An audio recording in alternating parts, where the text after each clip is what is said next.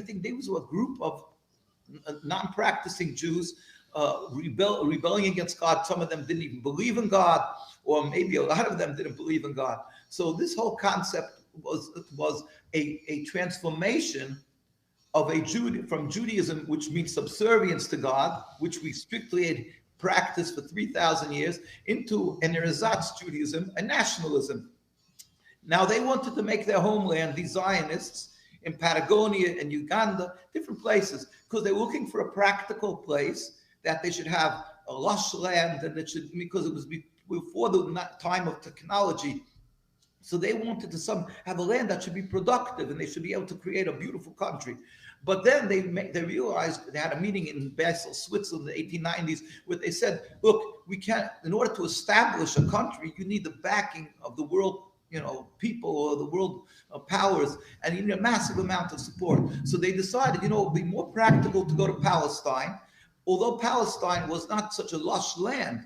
But at the same time, they will be able to piggyback and use the facts that Jews are called the children of Israel, that God gave us the land, and they'll be able to have a narrative and tell the world, hey, you should support us because we're the people of the book, the children of Israel, returning to the land of Israel that God promised us. And the evangelistic Christians, that fits like hand in glove. That's exactly what they want to hear.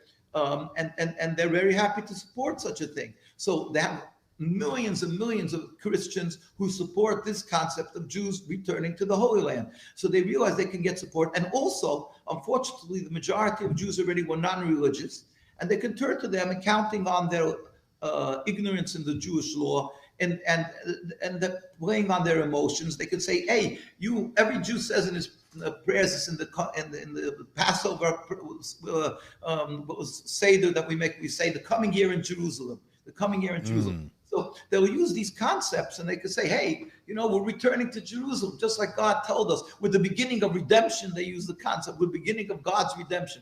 Even though the ones who were knowledgeable amongst them knew clearly and very well understood and knew that according to the Torah, we're expressly forbidden to return. And it's not God's redemption. We are supposed to be living all throughout the world as loyal citizens in every country we reside, praying for the well-being of the country we are. It's a requirement of Judaism.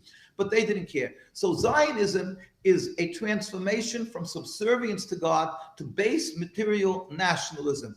And on the contrary, they take God out of the equation, because they ignore the fact that we're not allowed to, in fact, make our own, even 1 centimeter, 1 inch of Jewish sovereignty is forbidden since the destruction. But that's God's will, that we should be humbled, we should be subservient and realize we're in exile, and that will cause us to be closer to God and pray and ask for God's compassion. So doing what they're doing is a direct rebellion against God.